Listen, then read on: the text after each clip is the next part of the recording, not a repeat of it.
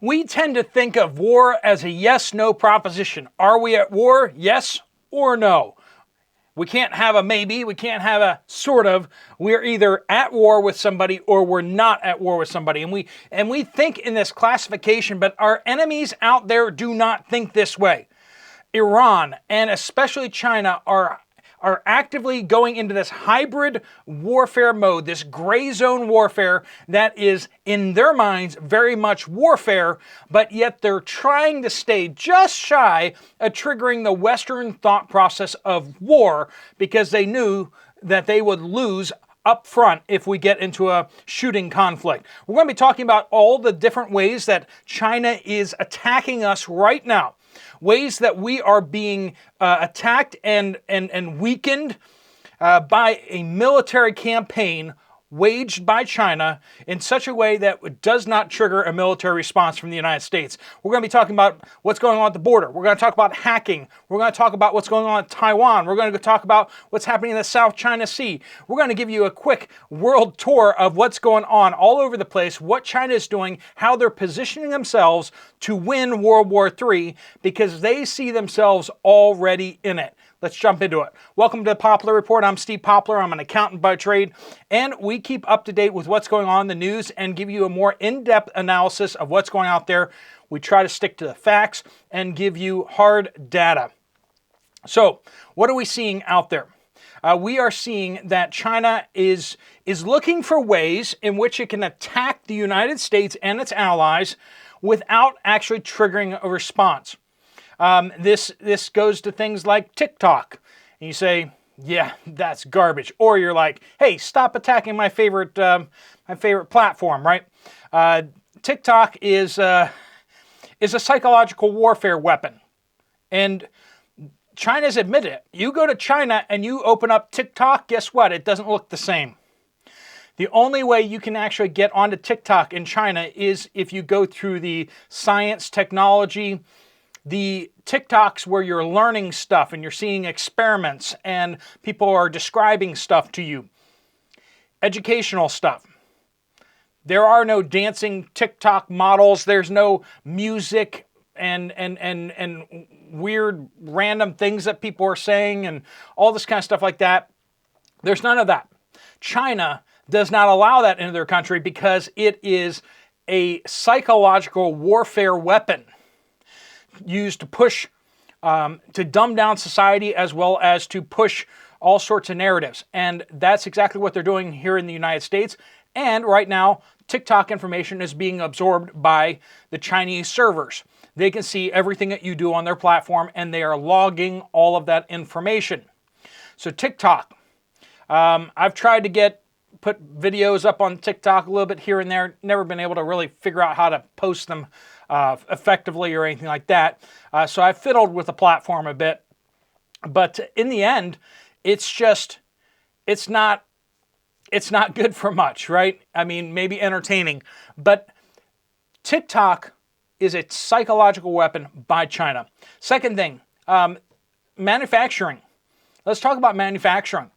They are actively trying to corner the market, not so they can make more money, not so they can contribute more to the global economy, but rather so that they can transition their economy into a war economy. And that means they need to be producing aircraft, they need to be producing vehicles, autos, buses, things that can be very quickly transitioned to armored vehicles, tanks, and the same production lines on the aircraft side can be transitioned to making bombers, fighter jets. If they're making their own jet engines, they can then make more jet engines, all that kind of stuff like that. And that is exactly what they're doing. We just saw this this past week. We've had a bunch of incidents with Boeing aircraft having problems, wheels falling off, tire falling off, right? Issues with engine fires. We have an eye-opening number of problems in just the past week with Boeing aircraft that even some mainstream media people are starting to ask the question, is Boeing being sabotaged? Now, something just to put in perspective, the Comac C919 was just in the Singapore Air Show on February 18th. What is that? COMAC is the Chinese equivalent of Boeing or Airbus. Right now, you're mostly looking at Airbus and Boeing when it comes to jet airliners. Well, China's trying to make it into that market too. It's extremely complex business, extremely capital intensive, very difficult for countries or continents to get in on the commercial aircraft manufacturing, right? And so China's trying to step into this world.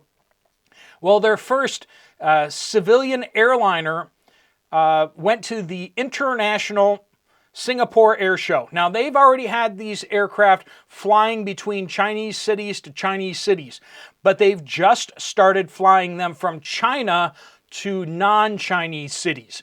And this is a big deal. They have a whole lot of orders coming in from their national carriers.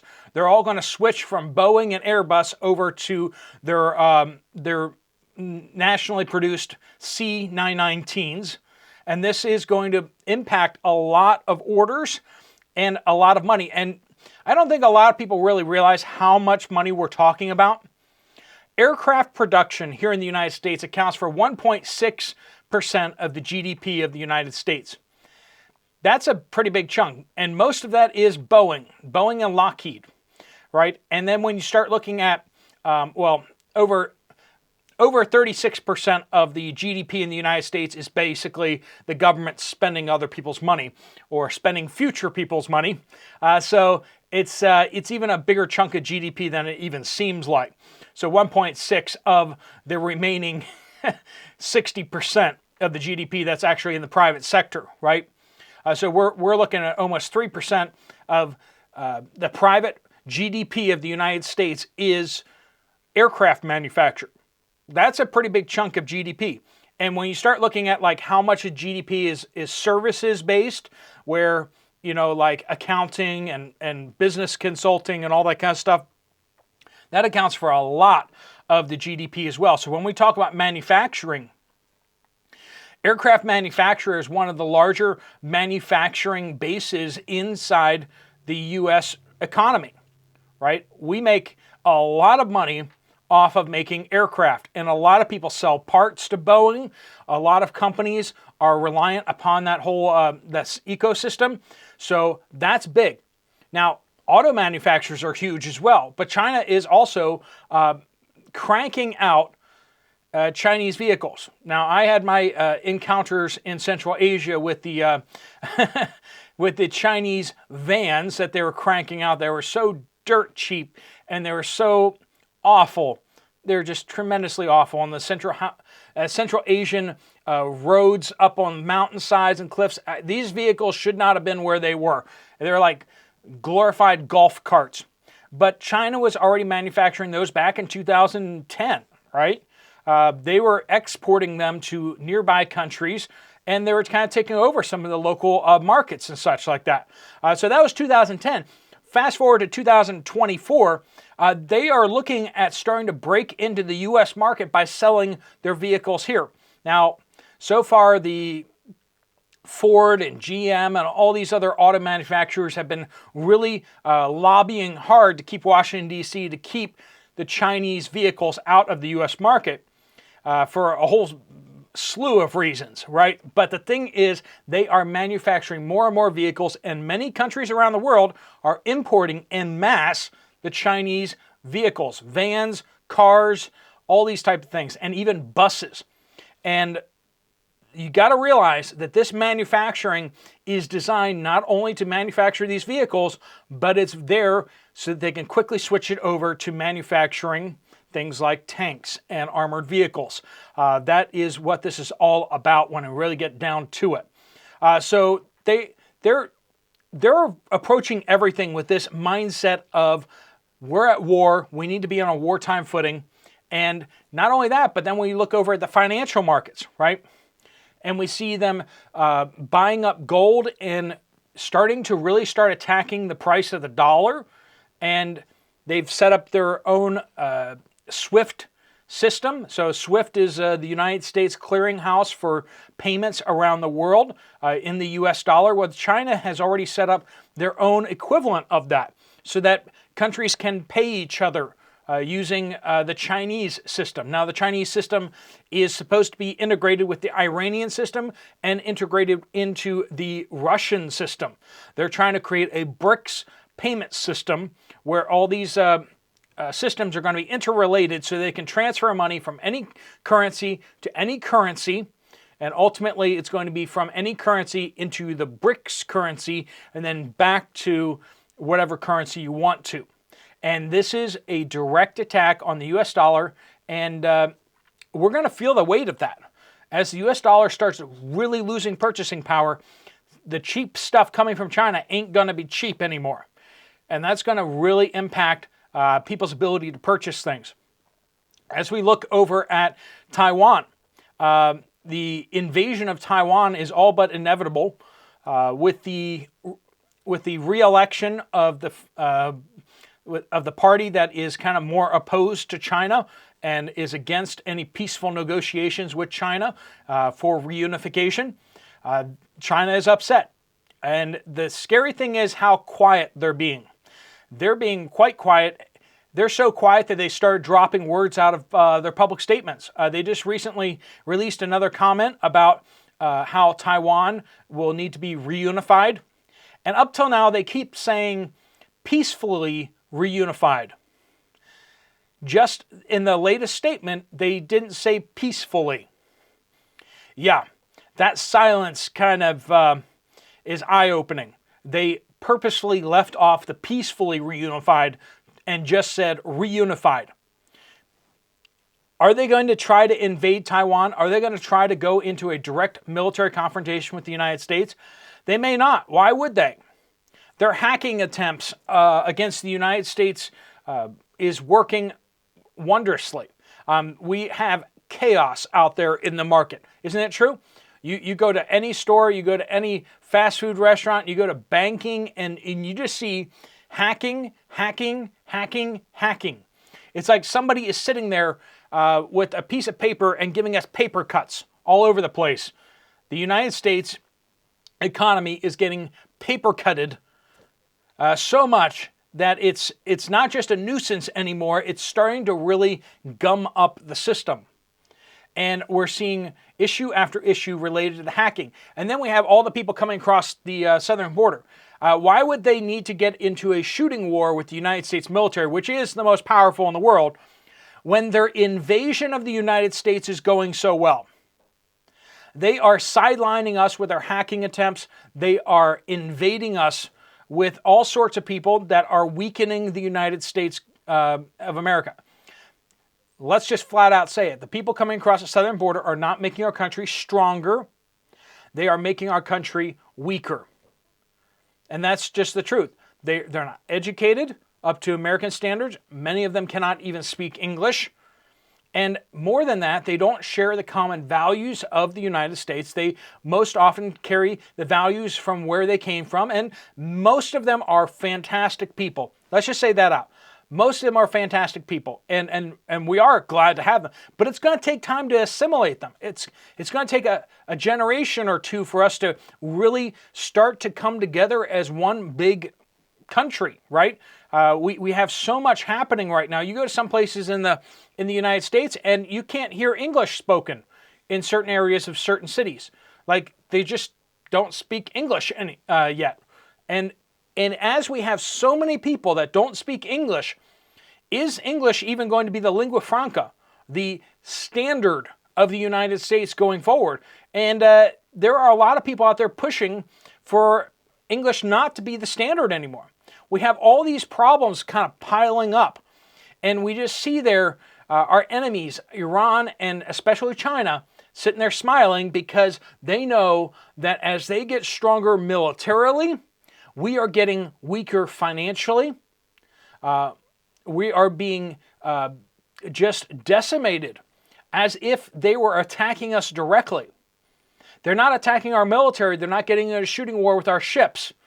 They are attacking the United States proper. It's like they're carpet bombing the United States, but using less inflammatory methods, right? We have wildfires all over the United States. It seems like every year we have catastrophic flooding, and some of those things are happening due to poor choices at the government levels. Our government is incapable of responding to disasters now. Our government is incapable of dealing with things like flooding, right? We're putting in all sorts of housing projects. We're putting in all sorts of pavement, and it's creating runoff and flooding in different areas. When you build up an area, you have to deal with the management of water runoff. Water hitting trees and then landing in the dirt underneath those trees takes a lot longer to get down to the river than if it lands on pavement and just runs off that pavement. You get flash floods that way. And we see even at the local government level, the United States is now becoming incapable of responding to just basic planning, basic urban planning. Americans can't agree on anything, and we certainly can't get along with each other well enough to actually implement decisions that actually make sense. We are being paralyzed as a country at the political level and at the national level. And if you don't think that much of what's happening at the political level isn't because of dark Chinese money, money that is flowing into the system from outside, we don't know where most of a certain party's money is coming from. Lots and lots of small donations that are not attached to anybody's name. How's that working out? Where's all that money coming from? We don't know. Nobody knows. But we sure have suspicions that lots and lots of small donations may be coming in from abroad, from certain countries. And they're funding whole political campaigns. Because they know the more divisive that, because you look at some of the party platforms out there and you're like, how can anyone believe that stuff, right? Do you look at like what some people are doing out there and what they're saying? And you're just like, that doesn't even make sense. This is a crazy person. There's no talking sense to this. Like, do people actually believe what this guy is saying? And when you look out there, it's there's a few whack jobs that do, but not many. Not many people actually believe that. So how are they getting all these votes? How are they getting all this money? How are they ruling with a 10% majority? Like how does 10% of the United States population seemingly win 50+% of the votes in different elections? Like, how does that even make sense? How it makes sense is lots of dark money and, well, let's just not ask questions about how things are counted, right? And that's where we are today. And a lot of this is coming from outside the country to stir things up.